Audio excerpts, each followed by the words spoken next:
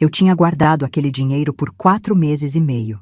Não era muito, eu sei. R$ 320 que eu fui juntando de troco em troco, de vez em quando um valor que sobrava da feira, uma vez um dinheiro que encontrei no bolso de uma calça que não usava faz tempo. Era meu, só meu. Não tinha nome de ninguém naquelas cédulas, não tinha dívida, não tinha obrigação. Era a primeira vez em anos que eu tinha um dinheiro que não precisava de explicação. Eu não planejei comprar um vestido. A ideia veio de repente, numa manhã de sábado, quando eu passei na frente da loja da Dona Miriam e vi aquele manequim na vitrine.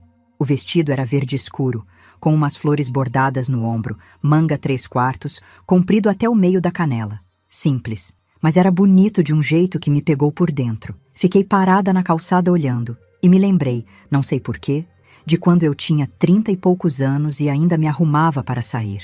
De quando eu ainda me olhava no espelho com vontade. Faz tempo que eu não faço isso, me olhar com vontade. Mas, antes de continuarmos com essa história, eu peço gentilmente que você se inscreva no canal, curta o vídeo e me diga de qual cidade você está me ouvindo. Me encantaria saber aonde está chegando as nossas histórias. Entrei na loja pensando que era só para ver de perto. Não ia comprar nada, eu dizia para mim mesma enquanto empurrava a porta de vidro. Era só curiosidade. Mas quando a Conceição, a vendedora, uma moça de uns 40 anos, simpática, cabelo preso, veio me atender e eu pedi para pegar o vestido do manequim. Alguma coisa se mexeu dentro de mim. Quer experimentar? Ela perguntou. E eu disse que sim. No provador, quando eu fechei a cortina e vesti aquele vestido, eu fiquei parada por quase 1 minuto só olhando para o espelho. Eu não me reconhecia. Não de um jeito ruim, de um jeito que me assustou porque eu tinha esquecido que essa mulher existia. A que ficava em pé com os ombros abertos, a que se achava, às vezes. Eu tinha 62 anos naquele dia e me senti bonita de um jeito que não sentia desde o velório do meu marido, quando a minha cunhada olhou para mim e disse: "Você ainda é elegante, Quitéria." Não era elogio, era crueldade disfarçada, porque ela disse logo em seguida que eu devia estar aliviada. Mas o elegante ficou.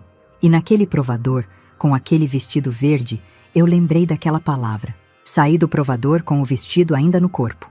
Conceição sorriu assim que me viu. Um sorriso de verdade, não de vendedora. "Ficou muito bem na senhora", ela disse. "Essa cor é perfeita." Eu estava girando um pouco para ver de ângulo quando ouvi a voz do Leandro.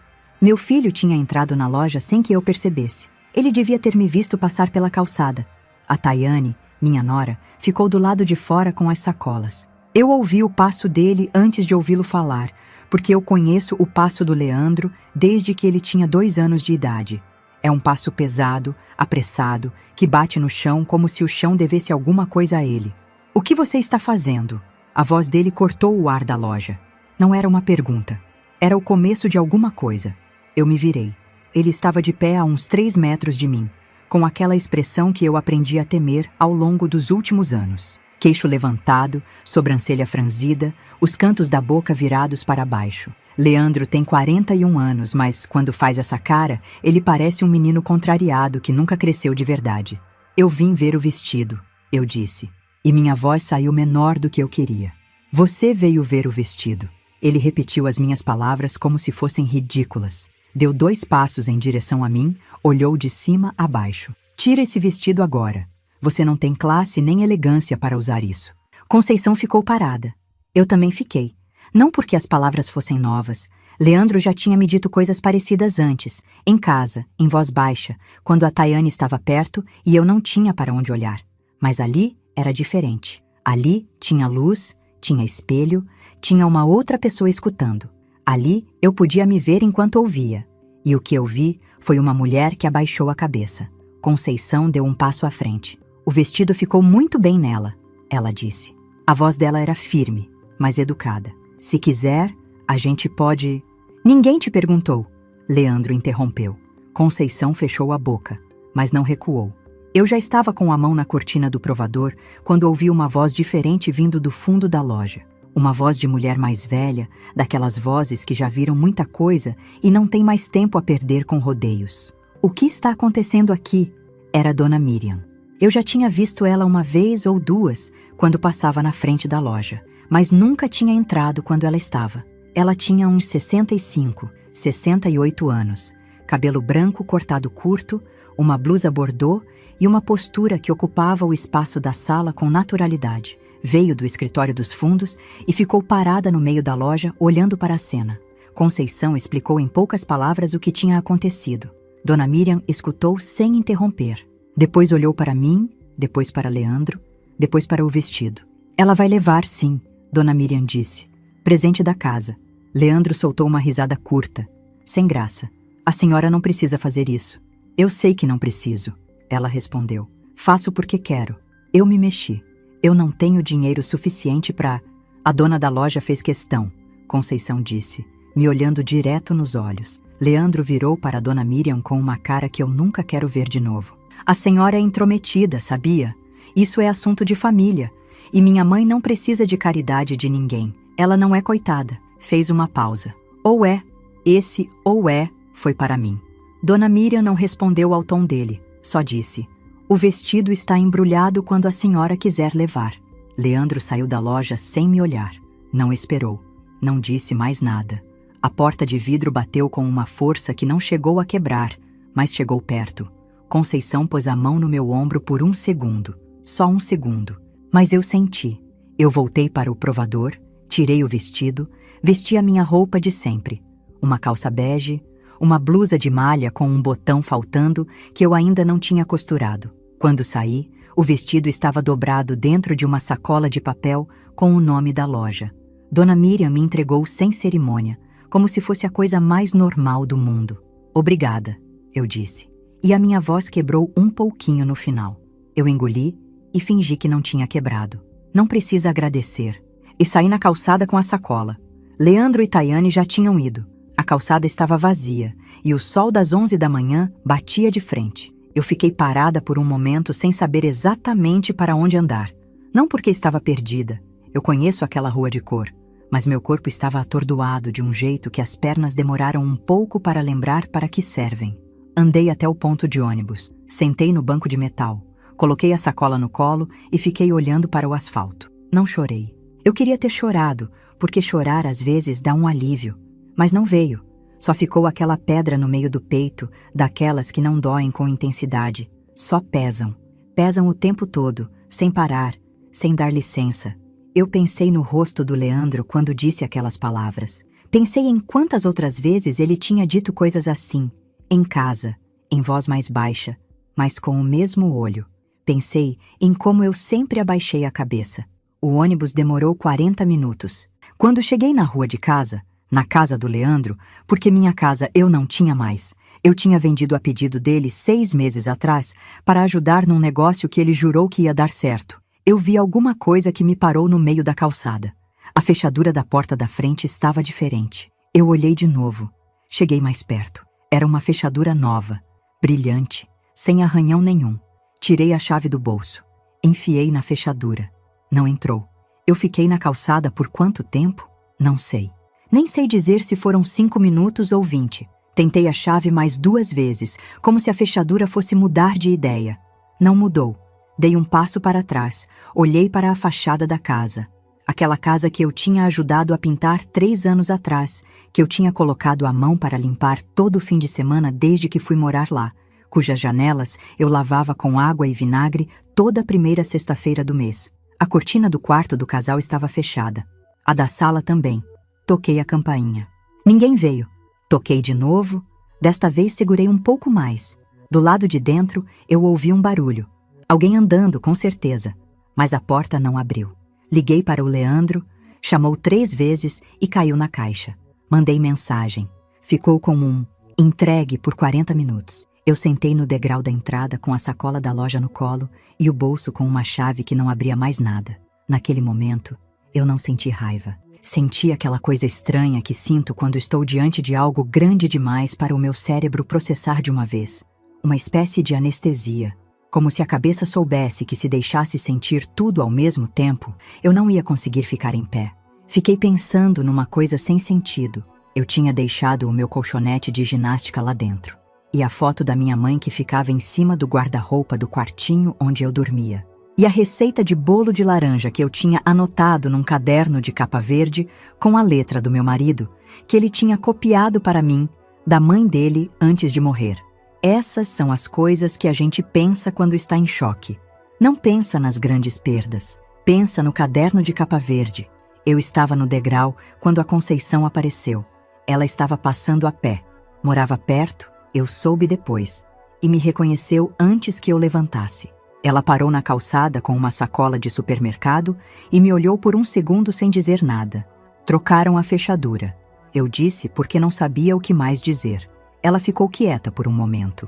Depois perguntou: "A senhora comeu alguma coisa hoje?" Eu pensei. Tinha tomado café cedo antes de sair. Eram quase 2 da tarde. "Não", eu respondi. "Então vem." Fomos a pé até um boteco a 2 quadras de lá, daqueles que tem mesa de plástico na calçada e um ventilador de teto barulhento que não resolve o calor, mas faz companhia. Ela pediu 2 sucos e uma porção de pão de queijo. Eu não pedi nada, porque não sabia se ia conseguir comer, mas comi 3 pãezinhos sem perceber. A Conceição não me fez muitas perguntas logo de cara. Ela ficou um pouco em silêncio comigo, que é uma coisa rara. A maioria das pessoas não sabe ficar em silêncio junto de alguém. Elas ficam desconfortáveis e começam a falar para preencher. A Conceição não fez isso. Quando eu comecei a falar, foi porque quis, não porque ela pressionou. Contei que morava com o Leandro há 6 meses. Contei que tinha vendido meu apartamento antes disso. Um apartamento pequeno no bairro onde eu morei a vida inteira, 2 quartos, 3º andar sem elevador, sacada com uma pereira que nunca deu pera, mas eu gostava dela assim mesmo. Vendi porque o Leandro disse que precisava. Que tinha um sócio, uma oportunidade, um negócio que ia mudar a vida dos dois. "E o dinheiro?" ela perguntou. "Entrou na conta dele, ele disse que ia dividir depois." Ela não fez cara de surpresa, só assimilou. Eu falei mais, sobre como era morar na casa deles. Eu dormia no quarto de serviço, um cômodo dos fundos com uma janelinha que dava para o muro do vizinho. Acordava cedo para fazer o café antes de todo mundo. Cuidava das crianças quando a Tayane não queria, que era na maior parte do tempo. Fazia compras com o dinheiro da Tayane, mas prestava conta de cada centavo. Uma vez ela me acusou de ter sumido com um troco de R$17. Eu não tinha sumido com nada, mas fiquei 3 dias me sentindo uma ladra dentro da minha própria família. Que família, né? Enquanto eu falava, eu fui lembrando de outras coisas. De quando o Leandro era adolescente e eu trabalhava de segunda a sábado numa papelaria para pagar o colégio dele. De quando ele entrou na faculdade e eu assumi um 2º emprego, aos finais de semana, servindo em festas, para garantir que ele não precisasse parar os estudos. De quando ele se formou e eu estava na plateia com um vestido que eu tinha comprado de segunda mão e passado 2 vezes com o ferro para tirar as marcas, e ele me apresentou para os amigos como minha mãe, sem nome, sem história, sem nenhuma emoção no rosto. Eu lembrei que naquele dia eu pensei, tudo isso valeu a pena. Que orgulho! Hoje, sentada naquele boteco com a sacola de papel no colo, eu não sabia mais dizer se valeu. Conceição ficou me ouvindo com atenção. Não interrompeu. Não deu conselho que eu não pedi. Não ficou com cara de pena, que às vezes é pior do que não dizer nada. Quando eu terminei de falar, ela ficou quieta por um momento. Depois disse, "Eu conheço seu filho." Eu olhei para ela. "Não de agora." Ela continuou. "Ele já foi à loja outras vezes, nunca com a esposa dele." Eu não entendi de imediato. Ela viu que eu não entendi e foi direta. Ele ia com uma moça, jovem. Eles escolhiam roupa juntos. O silêncio que veio depois daquilo foi diferente de todos os outros silêncios daquele dia. Foi um silêncio pesado, com cheiro, com textura. O ventilador continuou girando. A rua continuou com barulho de carro. O mundo não parou. Só eu parei. "Quantas vezes?" eu consegui perguntar. "Umas 4, talvez 5. Eu coloquei os 2 cotovelos na mesa e passei as mãos no rosto. Fiquei assim por alguns segundos, não para chorar, para me segurar. Leandro era casado com a Tayane há 14 anos. Eu nunca gostei muito da Tayane. Ela era seca, controladora, olhava para mim com aquele olho de quem está sempre somando e subtraindo. Mas ela era a mãe dos meus netos, e eu respeitava, tentava respeitar. Mas agora eu estava remontando uma história com peças novas, e o que estava tomando forma na minha frente era diferente de tudo que eu tinha imaginado. "E a Tayane sabe?" eu perguntei. Conceição hesitou. Isso eu não sei com certeza. Eu fui para a casa da minha irmã naquela tarde. A Dalva mora a 40 minutos de ônibus, num bairro um pouco mais afastado, numa casa que ela sempre fez questão de dizer que é melhor que a minha. Somos 2 irmãs e nunca fomos próximas. Ela é 5 anos mais velha e sempre achou que isso dava a ela alguma autoridade sobre mim que eu nunca concordei em conceder. Mas eu não tinha outro lugar para ir. Quando ela abriu a porta e me viu com a sacola de papel e sem mala nenhuma, ela fez uma cara que eu não soube ler direito. Não era surpresa, era mais como incômodo. O que aconteceu? Ela perguntou. Eu contei a parte da fechadura. Não contei a parte da loja. Não ainda. Ela me ouviu com os braços cruzados, encostada na parede do corredor, e quando eu terminei, ela disse: Quitéria, eu não sei o que você fez, mas o Leandro me ligou mais cedo. Parei. Me ligou quando? Antes do meio-dia. Então, ele já sabia que eu ia chegar em casa e não ia entrar. Já tinha planejado. E ligou para a Dalva antes. O que ele disse? Eu perguntei. Ela descruzou os braços, olhou para o lado. Disse que você estava causando problema. Que a situação de você morar lá não estava mais funcionando. Causando problema como? Eu fui numa loja comprar um vestido. Dalva não respondeu de imediato. Ficou com aquele silêncio dela, o mesmo de quando a gente era criança, e ela sabia de alguma coisa que eu não sabia e gostava de segurar. Entra, ela disse, mas o jeito que falou não era de irmã. Era de alguém que estava pesando alguma coisa dentro da cabeça enquanto abria a porta. Eu entrei. Sentei na sala.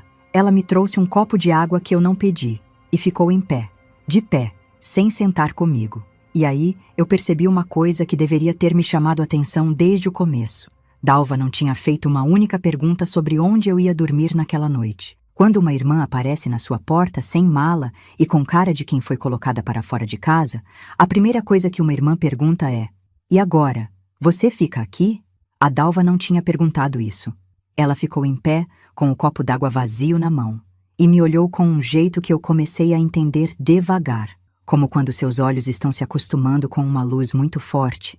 Você vai enxergando aos poucos, não de uma vez. Eu quis perguntar uma coisa, mas antes que eu abrisse a boca, ela disse: Quitéria, o Leandro me contou do apartamento. Eu esperei. Sobre o papel que você assinou. Eu assinei a venda porque ele pediu. Eu sei que assinei.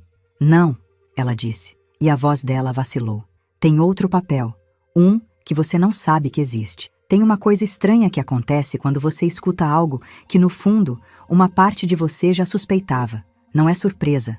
É mais como quando você está no escuro num quarto que você conhece bem e alguém acende a luz. Você não se assusta com os móveis. Você já sabia que eles estavam lá. O que te pega é a clareza repentina. Ver tudo de uma vez, sem sombra. Foi isso que senti quando a Dalva disse que existia um papel que eu não conhecia. Ela ainda estava em pé no meio da sala, com o copo vazio na mão, e eu percebi que ela estava com dificuldade de me olhar. A Dalva sempre foi uma mulher de encarar o que for de frente. É assim desde criança, direta, às vezes dura demais. Então, quando ela desviou os olhos pela segunda vez em 2 minutos, eu soube que o que ela ia me dizer era pior do que eu estava imaginando. Que papel? Eu perguntei. A voz saiu mais firme do que eu esperava. Ela colocou o copo na estante, cruzou os braços outra vez. Quando você vendeu o apartamento, a Quitéria, você sabia o que estava assinando? Eu assinei a escritura de venda. O Leandro me explicou tudo. Você leu antes de assinar? Fiz silêncio. Eu não li. O Leandro tinha me apresentado os papéis num sábado à tarde, na mesa da cozinha, já com tudo marcado onde eu precisava assinar. Ele falava rápido, explicava enquanto eu tentava acompanhar. E quando eu ia abrir a boca para perguntar alguma coisa, ele já estava na próxima página. Eu me senti burra naquele dia, o que provavelmente era a intenção. Havia um anexo, Dalva disse, uma cláusula de cessão de direitos sobre qualquer bem futuro vinculado ao seu CPF. Eu deixei aquilo assentar por uns segundos. O que isso quer dizer? Quer dizer que se você herdar alguma coisa, ou tiver algum bem registrado no seu nome que ainda não foi levantado, qualquer coisa, esse papel dá ao Leandro direito sobre isso. A sala ficou quieta, de um jeito que parecia barulhento. E você sabia disso? Eu perguntei. Ela demorou para responder. Esse silêncio foi a resposta. Dalva, eu assinei como testemunha, ela disse. E aí sim me olhou de frente. Acho que ela achava que encarar facilitaria, que eu ia entender que ela não teve escolha, que ia deixar pra lá. O Leandro disse que era um procedimento normal, que você tinha concordado com tudo. Eu não concordei com nenhuma cláusula de cessão de nada. Eu não sabia de todos os detalhes. Você assinou como testemunha sabendo que eu não tinha lido. Ela não respondeu. Eu me levantei do sofá, peguei a sacola de papel, fui até a porta.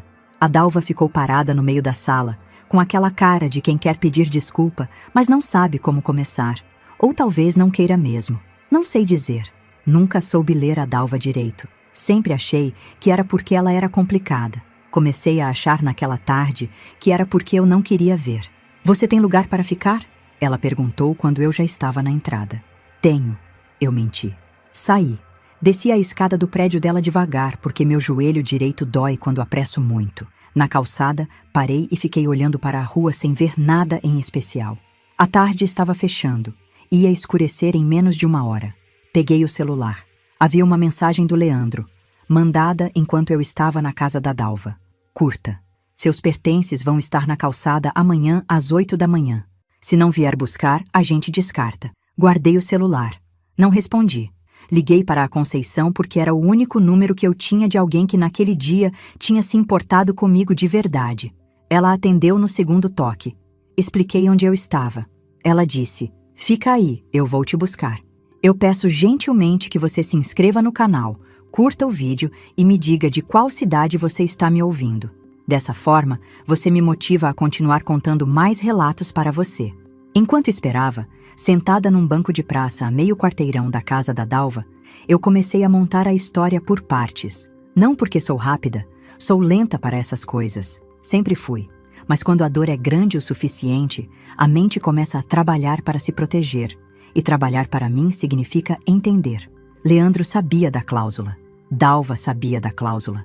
O apartamento foi vendido com um documento que me tirava o direito sobre bens futuros que eu nem sabia que podia ter. Tudo planejado.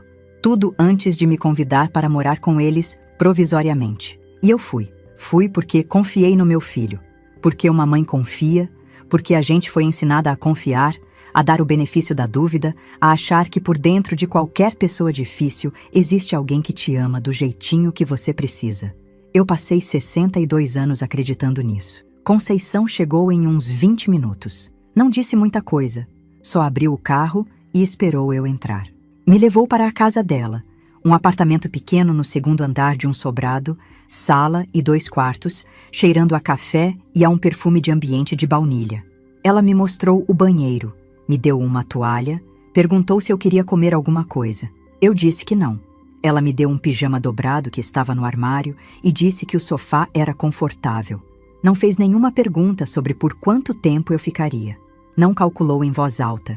Não pesou comigo. Só disse boa noite e fechou a porta do quarto. Deitei no sofá com o vestido na sacola de papel, encostado na parede, e fiquei olhando para o teto por não sei quanto tempo. Pensei no Leandro bebê, em como ele era pesado quando eu o carregava. Um bebê denso, gordinho, que dormia com a boca aberta e os punhos fechados.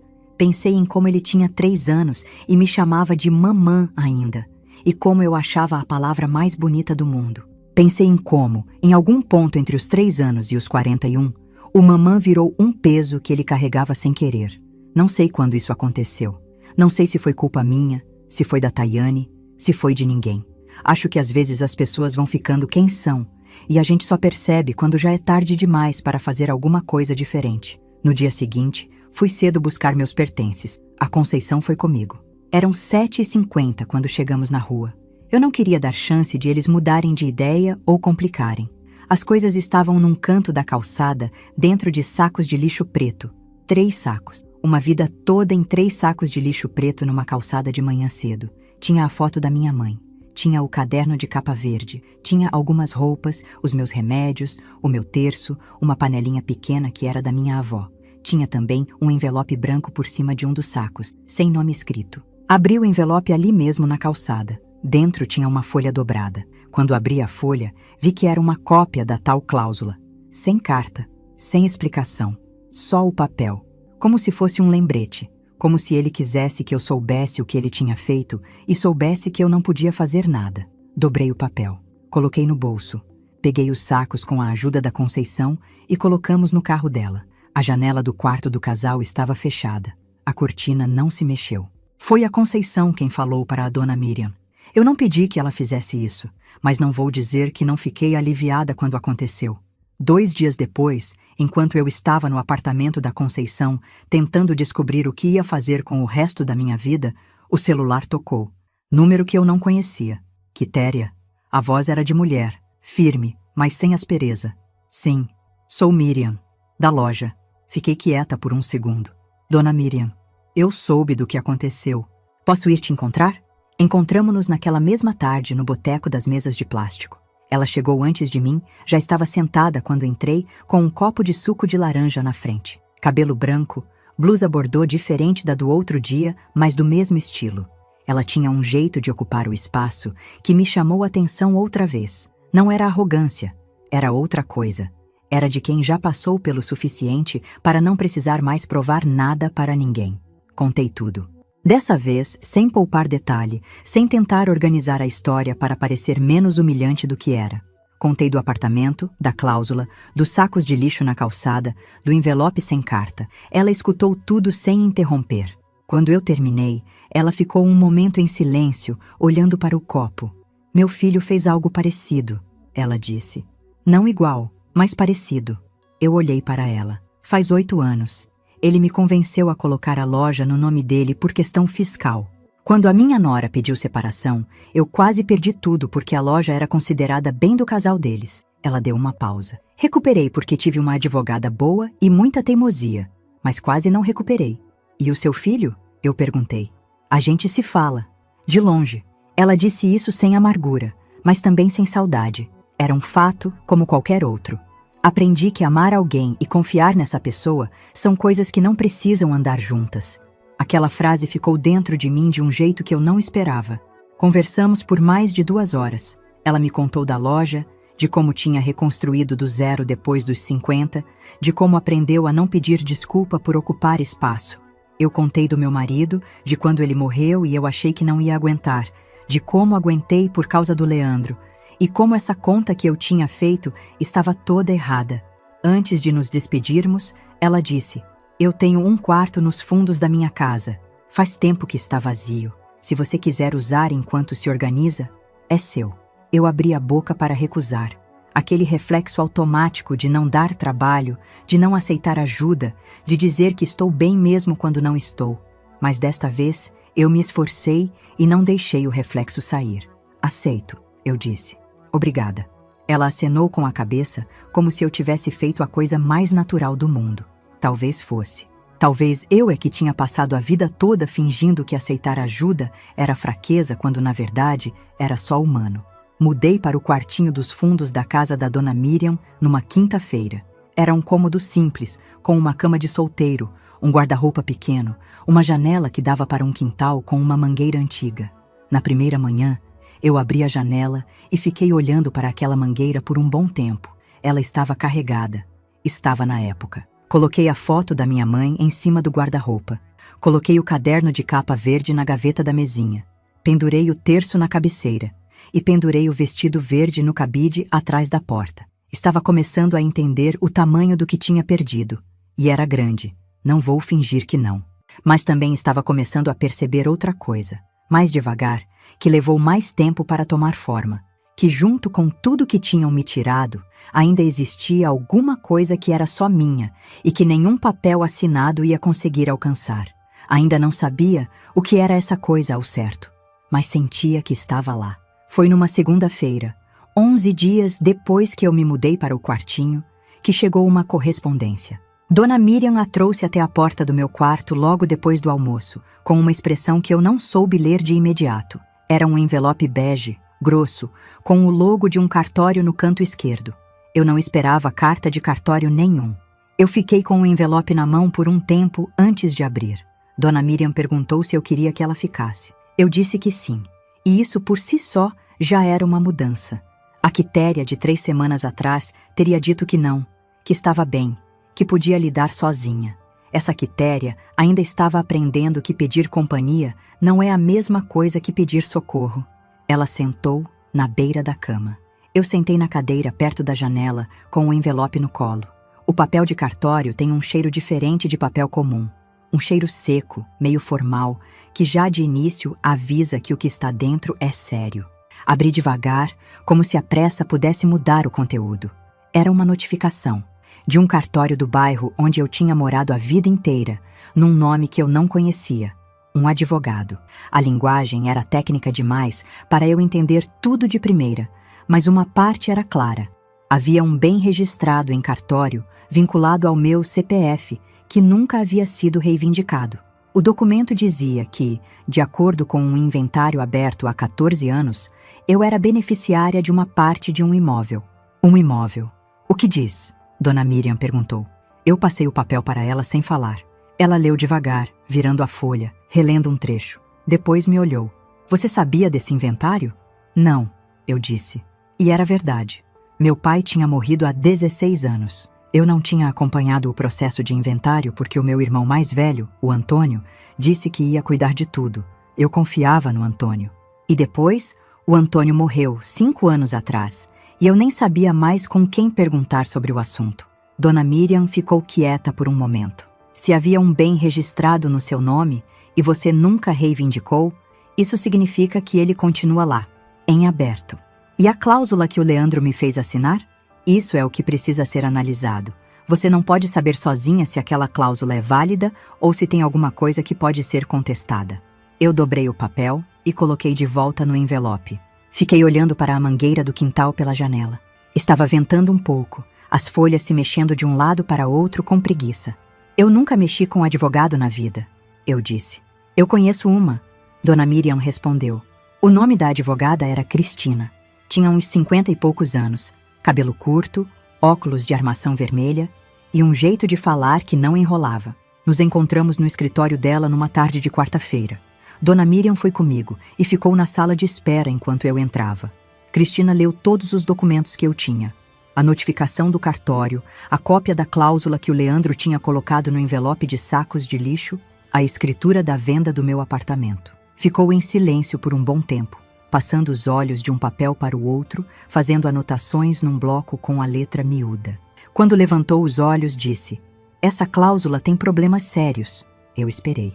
Para ser válida, ela precisaria ter sido apresentada a você com clareza e com prazo para análise. Você assinou junto com a escritura, no mesmo dia, sem representação jurídica. Um juiz pode entender que houve vício de consentimento. Ela fez uma pausa. Não é garantia, mas há um caminho. E o bem do inventário? Se ele estava registrado no seu nome antes da assinatura dessa cláusula, e se a cláusula for contestada com sucesso, o bem continua sendo seu. Ela tirou os óculos, limpou com a ponta da blusa, voltou a colocar. Você quer entrar com um processo? Eu pensei. Não no processo, no Leandro. No rosto dele naquela loja, naquelas palavras, naquele tom. Pensei nos sacos de lixo preto na calçada. Pensei na Dalva assinando como testemunha de um papel que me tirava algo sem me perguntar. Quero, eu disse. Cristina acenou com a cabeça. Então vamos começar. Os dias que se seguiram foram de uma estranheza que eu não sabia bem nomear. Eu tinha uma rotina nova, pequena, mas minha. Acordava cedo. Esse hábito não mudou. Provavelmente nunca vai mudar. E fazia café na cozinha da Dona Miriam. Ela aparecia uns 30 minutos depois e a gente tomava café juntas antes de ela ir para a loja. Eu ficava no quartinho, ou sentava no quintal, ou ia caminhar no bairro. Parece pouco. E era pouco. Mas era o tipo de pouco que pertencia a mim, que não tinha que ser explicado para ninguém, que não dependia da aprovação de ninguém. Faz tempo que eu não tinha isso. Certa manhã, acho que era a 3ª semana, eu estava sentada no banco do quintal, com uma xícara de café quando percebi que estava cantarolando. Uma música antiga, que a minha mãe cantava quando lavava a louça. Eu nem lembrava que sabia a letra. Parei quando percebi, me senti um pouco boba. Depois continuei. Não havia motivo para parar. O processo correu em silêncio, pelo menos da minha parte. Cristina mandava mensagem quando havia novidade. O Leandro foi notificado e, de acordo com o que Cristina me contou depois, não reagiu bem. Ligou para o escritório dela. Tentou argumentar. Cristina disse que ele usou um tom que ela descreveu como intimidatório, ao que ela respondeu que conversa era só por escrito de agora em diante. Fiquei sabendo disso e tive uma sensação estranha. Não era alegria, não era bem satisfação. Era mais como aquele alívio de quando você fica doente por muito tempo e finalmente começa a melhorar. Você não está curado ainda, mas sente que o corpo está trabalhando a seu favor pela primeira vez em um bom tempo. O Leandro tentou me ligar 2 vezes naquele período. Eu vi o nome aparecendo na tela e deixei chamar. Não porque estava com raiva, já estava além disso, mas porque eu precisava entender o que eu sentia antes de falar. E o que eu sentia era que eu não tinha nada a dizer que ele quisesse escutar de verdade. A Dalva me mandou uma mensagem de texto certa tarde. Dizia apenas: sei que você está com raiva de mim, mas não sabia de tudo. Juro que não sabia. Eu li 3 vezes. Fiquei pensando se ela estava dizendo a verdade, se era meia verdade, se era uma tentativa de se livrar da culpa. Não respondi. Não porque queria puni-la, mas porque não tinha energia para cuidar dos sentimentos da Dalva além dos meus. Uma tarde, a Conceição apareceu com um pedaço de bolo de fubá que ela tinha feito embrulhado num pano. A gente sentou no quintal, a mangueira fazendo sombra, e ficamos conversando por horas sobre nada em especial. Sobre a cidade quando éramos mais novas. Sobre os filhos dela que moravam longe. Sobre receitas de bolo, sobre plantas que dão fruto e sobre as que são só bonitas. Eu não me lembrava da última vez que tinha passado uma tarde assim. Sem obrigação, sem contas para prestar, sem me preocupar se estava incomodando alguém. Quando a Conceição foi embora, já estava escurecendo. Dona Miriam tinha chegado da loja e estava na cozinha. Eu entrei, sentei à mesa e ela colocou um prato de arroz com feijão na minha frente, sem perguntar se eu queria, porque ela já sabia que eu queria. Como você está? Ela perguntou, do jeito que poucas pessoas perguntam, querendo saber mesmo, não por educação. Estou, eu disse, e percebi que era verdade. Não estava bem exatamente. Não estava feliz, não estava leve, mas estava, existia. Ocupava espaço naquele mundo sem precisar pedir licença. Para quem passou a vida pedindo licença para existir, isso é bastante. Foi em uma tarde de sábado, com quase 5 semanas que eu estava no quartinho dos fundos, que o celular tocou com um número desconhecido. Atendi pensando que era telemarketing. É a Quitéria? A voz era de homem, mais velho, um pouco rouca. Me chamo Renato Carvalho, sou advogado. Cuido do espólio do Sr. Antônio Reis, meu irmão, o Antônio. O Sr. Antônio faleceu há 5 anos, eu disse, como se ele precisasse ser informado. Eu sei, senhora. Eu era o advogado dele. Uma pausa. E agora estou tentando localizar a senhora há 3 anos. Eu fiquei parada. 3 anos? Sim. O inventário do Sr. Antônio ainda está em aberto porque há um bem que estava registrado conjuntamente no nome dele e da senhora. Para concluir o processo, precisamos da sua participação. Eu não conseguia falar. Senhora Quitéria? Sim. Engoli. Sim, estou aqui. Eu precisaria de uma reunião com a senhora o quanto antes. O processo está travado por causa disso. Desliguei e fiquei parada no meio do quartinho com o celular na mão. Fui até a cozinha. Dona Miriam estava lendo um livro na mesa. Ela levantou os olhos quando me viu entrar. Não sei o que ela viu no meu rosto, mas ela fechou o livro. O que foi? Eu sentei. Respirei fundo. Contei o que o homem tinha dito. Ela escutou com atenção, e quando eu terminei, ficou em silêncio por um momento. Você tem o número dele? Tenho. Você vai ligar para a Cristina agora, ela disse. Não era pergunta. Eu liguei. Cristina atendeu no 3º toque. Quando eu terminei de explicar, ela ficou quieta por alguns segundos. E quando falou, a voz tinha uma cor diferente de todas as outras vezes que conversamos. Quitéria, ela disse. Eu preciso que você me mande o número desse advogado hoje ainda. Ele é confiável? Isso eu não sei ainda. Mas se o que você está me dizendo é o que parece ser... Ela parou. Eu ouvi ela respirar do outro lado. Pode ser que o que tentaram te tomar seja bem maior do que qualquer um de nós estava imaginando. Naquela noite, deitada no meu quartinho com a janela aberta e o barulho do vento nas folhas da mangueira lá fora, eu fiquei acordada por muito tempo. Não de angústia. De algo diferente que eu estava aprendendo a reconhecer aos poucos, aquela sensação de que alguma coisa está prestes a mudar e que dessa vez a mudança está do seu lado. Só que eu ainda não sabia o que o Leandro tinha descoberto naquela mesma noite e o que ele ia fazer com isso. Renato Carvalho tinha 67 anos, cabelo grisalho penteado para o lado e óculos com lente grossa que ele tirava para ler e punha de volta para olhar para a pessoa na frente. Era um homem de gestos pausados, daqueles que não têm pressa porque aprenderam que apressar não adianta. As coisas chegam quando chegam, e chegar na frente não significa chegar melhor. Nos encontramos no escritório dele numa segunda-feira de manhã. Cristina foi comigo e ficou sentada ao meu lado com um bloco de anotações aberto no colo. Dona Miriam quis ir, mas eu pedi que não fosse. Não por não querer ela perto, mas porque achei que precisava fazer aquela parte sozinha. Ou quase sozinha. Cristina contava como companhia sem contar como testemunha do que eu sentia.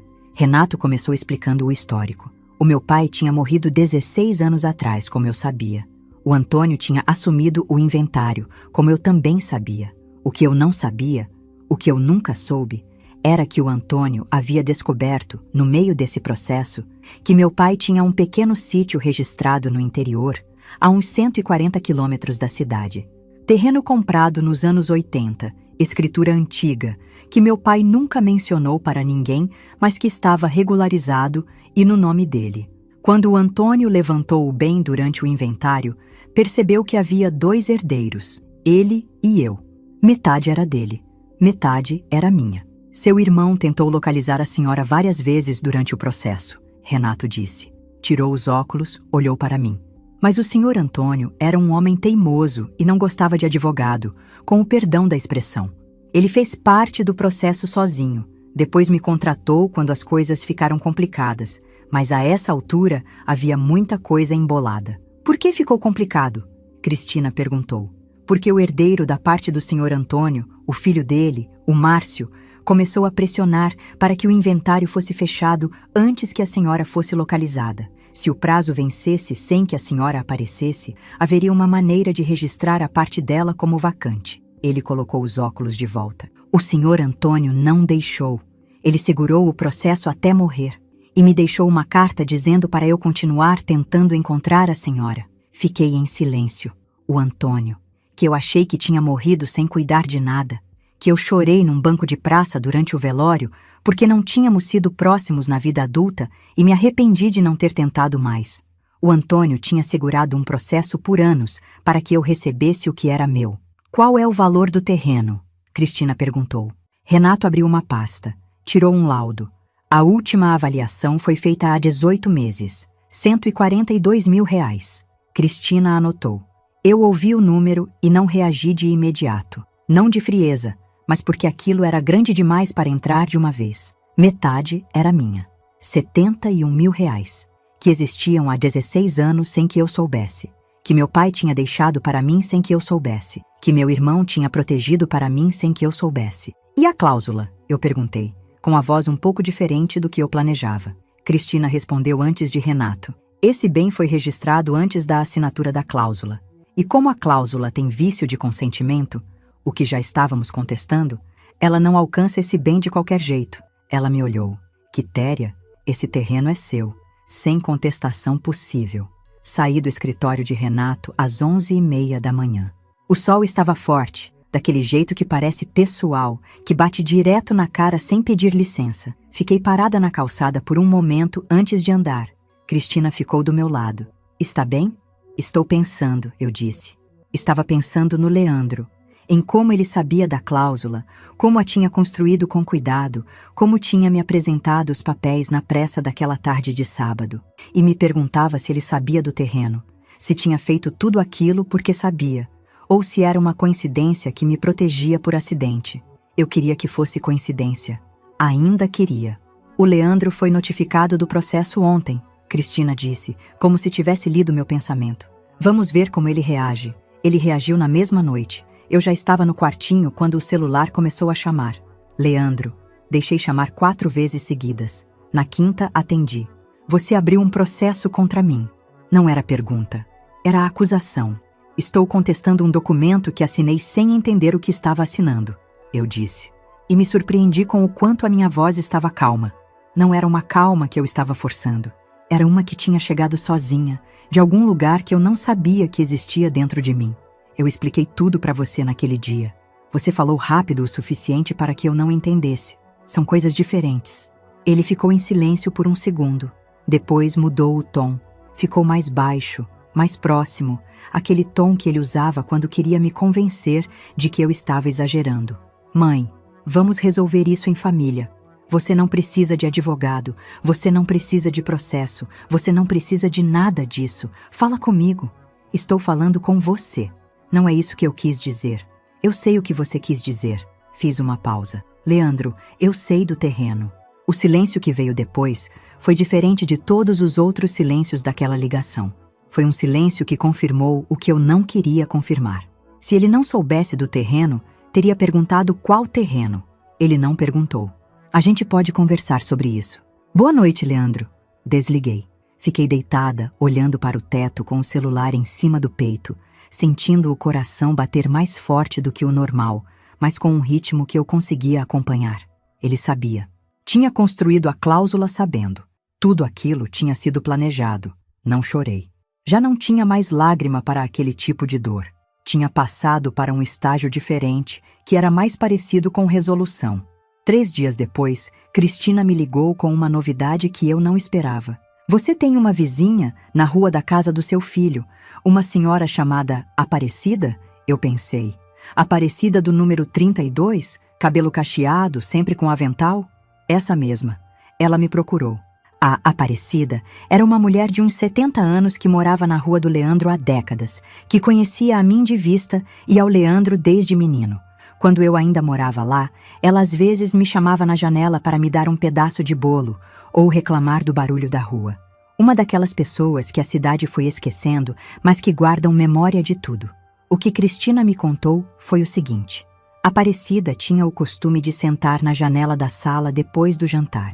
Tinha uma janela velha que ficava um pouco aberta porque o batente estava empenado e ela não tinha conseguido consertar. E naquela janela, 3 semanas antes, ela tinha ouvido, sem querer, uma conversa na calçada da frente da casa do Leandro. Era Leandro e Tayane. Aparecida não entendeu tudo, mas entendeu o suficiente. Entendeu o nome Quitéria. Entendeu terreno. Entendeu se ela descobrir. E, porque Aparecida era daquelas mulheres que têm um instinto apurado de quando alguma coisa está errada, ela pegou o celular e gravou parte da conversa pelo vão da janela aberta. O áudio tinha menos de 3 minutos. A qualidade era ruim. Vento, barulho de carro passando, a voz do Leandro às vezes cobrindo a da Tayane. Mas havia uma frase do Leandro que ficou clara como água limpa. Ele dizia, sem rodeio, que se o processo avançasse, a velha ia ter que se virar porque o que ela assinou é válido. A velha. Cristina disse que o áudio não era prova definitiva de nada, mas que poderia ser usado para corroborar o conjunto de elementos que já tínhamos, que fortalecia a narrativa de que havia intenção. Eu fiquei em silêncio por um momento. Como a Aparecida chegou até você? Ela foi até a loja da dona Miriam. Disse que sabia que a senhora estava morando perto dali. Disse que queria ajudar. A Aparecida, que eu nunca considerei mais do que uma vizinha de janela, que guardou um áudio por semanas esperando saber o que fazer com ele, que atravessou o bairro para chegar até mim por um caminho que ela mesma traçou. A gente passa a vida toda achando que está sozinha, e aí descobre que não estava, que havia pessoas olhando, guardando, torcendo, em silêncio, do jeito delas, sem anunciar. Fui visitar a Aparecida numa tarde de quinta-feira. Ela me recebeu na sala dela com café e broa de milho, e ficou sentada na cadeira de balanço, me contando a história com todos os detalhes, pausas e tudo. No final, disse, eu não gostei daquele menino desde que ele era assim. E fez um gesto com a mão na altura do joelho. Tinha uma forma de olhar para você que não era de filho. Eu engoli aquilo. Por que não me disse antes? Ela me olhou como se a pergunta fosse um pouco boba. Você nunca pareceu que queria ouvir. E era verdade. Eu nunca parei tempo suficiente para ouvir. Estava sempre passando, sempre ocupada, sempre com a cabeça no que precisava fazer a seguir. A vida toda em movimento, sem sentar, sem ouvir, sem olhar para o que estava na minha própria frente. Leandro tentou uma última aproximação antes de o acordo ser formalizado. Apareceu na porta da casa de dona Miriam numa manhã de sábado. Eu vi da janela do quarto antes de ele tocar a campainha. Estava de calça social e camisa, que era a roupa que ele usava quando queria parecer sério, sem parecer formal. Uma distinção que ele achava que os outros não percebiam. Mas eu percebo desde sempre. Dona Miriam atendeu. Eu fiquei no quarto. Ouvi a voz dele pedindo para falar comigo. Ouvi Dona Miriam dizendo que ia verificar se eu estava disponível. Ela veio até o quartinho, bateu de leve na porta. Quer falar com ele? Pensei com cuidado, não por hesitação, para ter certeza do motivo certo. Não agora, eu disse. Ela voltou. Eu ouvi ela dizendo a ele que eu não estava disponível no momento. Ouvi ele argumentando por uns 2 minutos. Depois ouvi os passos dele indo embora. Fui até a janela e o vi saindo pelo portão.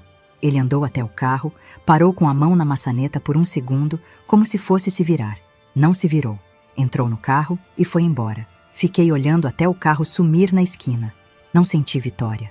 Não senti alegria. Senti uma coisa mais simples. Senti que tinha feito a escolha certa e que a Quitéria de antes teria aberto a porta. Naquela tarde, sentada no quintal com a sombra da mangueira cobrindo metade do banco, escrevi uma mensagem para ele, curta, sem raiva, sem ironia, sem acusação. Só disse que eu sabia de tudo, que o processo ia seguir o curso e que eu desejava que ele um dia entendesse o que tinha feito. Não por mim, mas por ele. Não esperava a resposta, mas queria ter enviado. Às vezes, a gente faz coisas não pelo efeito que vão causar, mas para poder se olhar no espelho com tranquilidade. Eu queria poder me olhar no espelho. Estava começando a aprender de novo como fazer isso. E enquanto o processo seguia em silêncio, enquanto Cristina e Renato trabalhavam, enquanto Leandro e a Tayane ficavam no lado de lá da cidade tentando descobrir o que fazer, eu estava aqui, no quartinho dos fundos, com a mangueira lá fora e o vestido verde pendurado no cabide atrás da porta, esperando o que era meu chegar até mim. E pela primeira vez em muito tempo, com a certeza de que ia chegar. O acordo foi assinado numa terça-feira de manhã. Não tinha nada de dramático na cena. Uma sala de reunião no escritório de Cristina, mesa de madeira escura, 2 cadeiras de cada lado. Leandro veio com um advogado que eu não conhecia, um homem jovem que ficou o tempo todo olhando para os papéis e quase nunca para mim. Leandro me olhou uma vez quando entrou. Só uma vez, rápido, e depois desviou. Eu cheguei antes. Sentei do lado de Cristina, coloquei a bolsa no colo e esperei.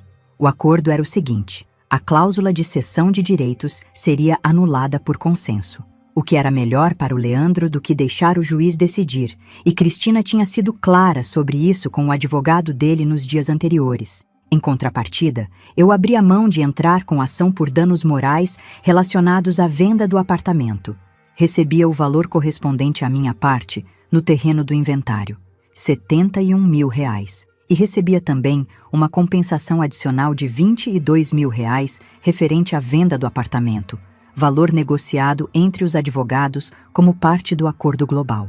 R$93 mil, mais do que eu tinha visto junto em toda a minha vida. Quando Cristina me explicou os termos dias antes, eu fiquei olhando para ela por um momento e perguntei se era real. Ela disse que era. Eu perguntei se eu podia desconfiar. Ela disse que podia, mas que não precisava. Na sala de reunião, quando chegou a hora de assinar, eu li cada página, devagar, sem ninguém me apressando, porque desta vez havia uma advogada ao meu lado que teria parado qualquer pessoa que tentasse. Leandro ficou em silêncio do outro lado da mesa. Não sei o que ele sentia. Aprendi a não mais tentar adivinhar. Assinei na última página. Coloquei a caneta na mesa, levantei. Leandro também se levantou. Ficamos em pé por um segundo dos 2 lados da mesa. E eu não sei o que ele esperava que eu fizesse. Que chorasse, que dissesse alguma coisa, que desse uma última chance de ele se explicar. Eu não fiz nada disso. Peguei a bolsa, agradeci a Cristina e saí da sala. No corredor, parei. Respirei. O ar de corredor de escritório, que não tem cheiro de nada em especial, nunca pareceu tão bom. Dona Miriam estava esperando do lado de fora com o carro. Quando me viu na porta do prédio, ela abriu o vidro e perguntou só com o olhar. Eu fiz que sim com a cabeça. Ela sorriu de um jeito discreto, mas real, e arrancou o carro. Fomos almoçar num restaurante que ela gostava, num bairro que eu não conhecia muito bem, com mesa perto da janela e uma vista para uma pracinha com árvores grandes. Pedimos peixe grelhado, arroz com brócolis, suco de manga. Comemos devagar, falamos de coisas sem peso. Ela me contou de uma cliente da loja que tinha comprado 6 vestidos de uma vez. Eu contei de um passarinho que aparecia toda manhã na janela do quartinho e que eu tinha começado a deixar migalha de pão. Não falamos do acordo. Não precisava. Depois do almoço, na calçada, ela me perguntou: "O que você quer fazer primeiro?" Eu já sabia a resposta. Tinha ficado pensando nisso nas noites anteriores, naquelas horas em que o sono não vem, mas a cabeça trabalha com clareza. "Quero alugar um lugar meu", eu disse.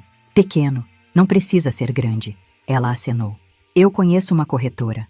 O apartamento que eu escolhi tinha 2 quartos. Um para mim, um para quando a Conceição quisesse ficar, ou quando qualquer outra pessoa que eu decidisse receber precisasse de um lugar. Segundo andar, com escada, mas sem degrau muito alto. Uma janela da sala que dava para uma rua com árvores. Uma cozinha que precisava de uma mão de tinta, mas tinha um fogão decente. Assinei o contrato de aluguel numa sexta-feira. Paguei os 3 meses adiantados, sem perguntar se tinha desconto. Eu tinha o dinheiro, e era meu. E eu decidi que não ia pedir desconto em coisa nenhuma que eu merecesse. Mudei com o que tinha. Os 3 sacos de lixo preto que viraram minhas coisas de novo, mais algumas compras que fiz ao longo das semanas no quartinho. Comprei uma cama nova, não de segunda mão, não herdada. Uma cama nova que eu escolhi numa loja com colchão que eu deitei para testar na frente de todo mundo sem sentir vergonha. Comprei uma mesa pequena para a cozinha, 2 cadeiras, um tapete vermelho tijolo para a sala porque sempre quis um, e nunca tive. Dona Miriam me deu uma muda de gerânio rosa. A Conceição trouxe um jogo de toalhas e ficou o dia inteiro me ajudando a organizar os armários. A Aparecida mandou um pote de geleia de ameixa que ela tinha feito com uma bilhetinha manuscrita que dizia apenas: "Para começar bem." Naquela primeira noite, eu fiz janta sozinha pela primeira vez em meses. Arroz, ovo mexido, tomate fatiado com sal e azeite. Sentei à minha mesa, na minha cadeira, na minha cozinha, e comi olhando pela janela da sala que estava aberta e deixava entrar uma brisa fresca de fim de tarde. Parece pouco para contar, mas para viver era tudo. O Leandro tentou me ligar 2 vezes depois do acordo. Uma vez num domingo à tarde, uma vez no início de uma semana sem data especial. Eu atendi a segunda ligação porque achei que talvez houvesse alguma coisa prática a resolver. Não havia. Ele disse: "Oi, mãe", com uma voz que eu não soube classificar. Não era o filho de 41 anos que me humilhou na loja, mas também não era o menino de 3 anos que me chamava de mamã. Era alguém no meio, que eu não conhecia bem, que talvez ele mesmo não conhecesse. Disse oi. Perguntei se estava bem. Ele disse que sim. Perguntou se eu estava bem. Eu disse que estava. Ficamos em silêncio por uns 8 segundos. Contei mentalmente. E depois eu disse que precisava ir. Desejei boa noite e desliguei. Não bloqueei o número, mas não liguei de volta. Aprendi que algumas relações não terminam com uma briga final, com um discurso, com alguém saindo batendo a porta. Algumas simplesmente vão ficando quietas, como um rio que seca aos poucos, e um dia você olha e a margem está seca e você não sabe dizer exatamente quando foi a última vez que teve água. É triste de um jeito que não grita, mas é real. A Dalva me mandou uma mensagem alguns meses depois. Disse que queria me ver. Eu respondi que podia ser, mas que precisava de um tempo ainda. Ela disse que entendia. Não sei se vai a algum lugar essa conversa. Não sei se quero que vá. Mas eu também não fechei a porta. A porta está encostada. Deixa estar. O meu aniversário de 63 anos caiu numa quinta-feira. Dona Miriam e Conceição vieram jantar comigo. Eu cozinhei. Frango assado com batata, farofa com bacon, salada de agrião. A Conceição trouxe um bolo de chocolate com cobertura de brigadeiro que ela mesma fez e que ficou um pouco torto de um lado, mas que era o bolo mais gostoso que eu comi em anos, torto e tudo.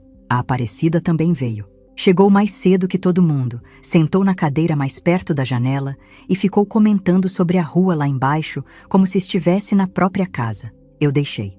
Era exatamente o jeito certo de ela estar ali. Somos 4 mulheres em volta de uma mesa que eu escolhi, numa casa que é minha, num aniversário que eu não me lembrava de ter comemorado de verdade nos últimos 10 anos. Tinha vela no bolo, 63 velinhas não, só uma grande no centro, que Conceição disse que assim a gente sopra de vez. Ri dessa explicação. Quando foi a hora de soprar, fiz um pedido.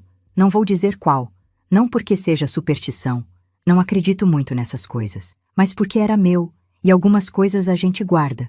Soprei a vela. As 4 batemos palma. A Aparecida cantou parabéns com uma voz afinada que ninguém esperava dela, e a gente riu desse jeito bom, desse jeito que faz o peito abrir. Depois do jantar, quando estávamos na sala com o cafezinho, Dona Miriam olhou para a porta do meu quarto, que estava aberta, e viu o vestido.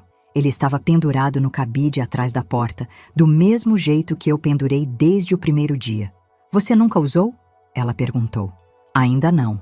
Ela me olhou com um jeito que eu entendi. Me levantei.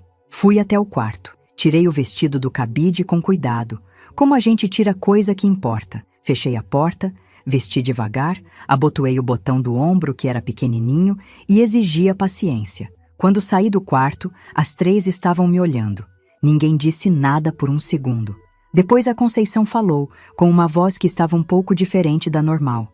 Ficou muito bem, Quitéria. E eu não abaixei a cabeça. Não desviei o olhar. Não disse, não sei, ou você acha? Ou qualquer uma das coisas que a gente diz quando não sabe receber uma coisa boa.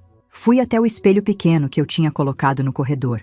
Um espelho de moldura dourada que eu tinha achado numa loja de usados e que ficava inclinado um pouco para o lado, mas que me mostrava suficiente. Me olhei. A mulher no espelho tinha 63 anos. Tinha marcas no rosto de décadas de sol e de sono mal dormido e de choro que não saiu. Tinha os ombros que eu nunca deixei ficar curvados por muito tempo, mesmo quando a vida empurrou. Tinha olhos que aprenderam tarde, mas aprenderam. E tinha um vestido verde escuro, com flores bordadas no ombro, que ficava exatamente certo. Fiquei olhando para aquela mulher por um tempo. Não com vaidade, não com tristeza pelo que passou, com alguma coisa que demorei para identificar, e quando identifiquei, quase me surpreendi com a simplicidade da palavra. Reconhecimento. Era isso. Eu me reconhecia. Não a Quitéria que havia sido apagada aos poucos por anos de abdicação e silêncio. Não a Quitéria que abaixava a cabeça e dizia que estava bem quando não estava. A Quitéria que estava ali, com o café esfriando na xícara e 3 amigas na sala e um bolo torto de chocolate na geladeira e um apartamento pequeno que era só dela. Essa Quitéria eu conhecia. Tinha só esquecido onde ela estava. Voltei para a sala. A Aparecida bateu palma uma vez, como se tivesse encerrado alguma coisa. Dona Miriam levantou o cafezinho como se fosse um brinde, e foi à nossa maneira. Conceição cortou mais um pedaço de bolo para cada uma. Sentamos, conversamos até tarde. A rua lá embaixo foi ficando quieta. As luzes da cidade foram acendendo uma por uma, e lá dentro a gente ficou com a janela aberta e o som das nossas vozes misturado ao da brisa. Naquela noite, quando as 3 foram embora e eu fechei a porta, fiz o que faço toda noite desde que me mudei. Passei pelo corredor, olhei o espelho, apaguei as luzes uma por uma. Antes de entrar no quarto, parei na porta. O vestido estava de volta no cabide, verde escuro, com as flores bordadas no ombro, quieto como uma promessa cumprida. Eu tinha 63 anos. Tinha chegado ao chão. Tinha ficado lá por um tempo, aprendendo como o chão era de perto. E tinha me levantado. Não de uma vez, não com grito, não com discurso. Devagar, com a ajuda de pessoas que eu não esperava, com a memória do meu irmão que nunca parou de me procurar, com um vestido que uma mulher de cabelo branco decidiu que eu merecia sem me perguntar se eu concordava. Entrei no quarto. Deitei. A janela estava aberta. Do lado de fora, a cidade fazia o barulho de sempre. Carro passando, cachorro latindo longe, alguém rindo em algum apartamento que eu não via. O mundo continuava sendo o mundo, só que desta vez eu estava dentro dele de um jeito diferente, de um jeito que era meu. Fechei os olhos e dormi bem. Para você que está aí me ouvindo, se essa história tocou o seu coração de alguma forma, considere apoiar o nosso canal. O Pix está no QR Code na tela ou na chave de e-mail no primeiro comentário fixado. Sua ajuda nos permite continuar trazendo novas histórias todos os dias para você. Muito obrigado de coração por você me ouvir até aqui. Quero te convidar a fazer parte da nossa família e acompanhar as próximas histórias. Inscreva-se no canal, curta o vídeo e me diga de qual cidade você está me ouvindo. Transparência sobre o conteúdo. Os vídeos apresentam narrativas 100% fictícias, criadas somente para fins de entretenimento, reflexão moral e educacional, com o objetivo de transmitir lições de vida, valores humanos e familiares. Trata-se de uma produção original da equipe humanizada. Todos os nomes, personagens, lugares, eventos e conflitos são fictícios, e qualquer semelhança com pessoas ou fatos reais é mera coincidência. O material visual consiste em dramatizações ilustrativas. Este conteúdo não constitui aconselhamento jurídico, financeiro, psicológico ou profissional. As ações mostradas fazem parte apenas da narrativa. Recursos de inteligência artificial são utilizados somente como apoio na criação de elementos visuais e sonoros. Todo o processo criativo é feito manualmente.